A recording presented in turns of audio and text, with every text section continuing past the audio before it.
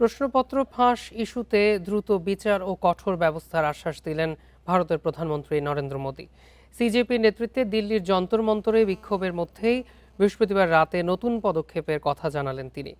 সামাজিক যোগাযোগ মাধ্যম এক্সে দেওয়া ভিডিও বার্তায় মোদী বলেন, প্রশ্ন ফাঁস কোনো সাধারণ ঘটনা নয়, এটি লাখো শিক্ষার্থী ও পরিবারের জন্য বড় আঘাত। তিনি জানান, অভিযুক্তদের গ্রেপ্তার করা হয়েছে, শিক্ষার্থীদের একটি শিক্ষাবর্ষ যেন নষ্ট না হয় সেই লক্ষ্যে সরকার পরীক্ষা নেয়ার ব্যবস্থা করেছে বলেও জানান তিনি।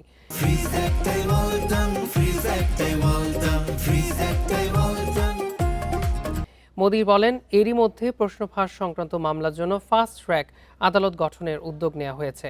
আগামী সপ্তাহে এ বিষয়ে মন্ত্রিসভায় আলোচনা শেষে দ্রুত বিল আনার কথাও জানান তিনি। এদিকে মোদি সরকার শিক্ষার্থীদের সাথে জাতীয় শত্রুর মতো আচরণ করছে বলে মন্তব্য করেছেন কংগ্রেস নেত্রী সোনিয়া গান্ধী।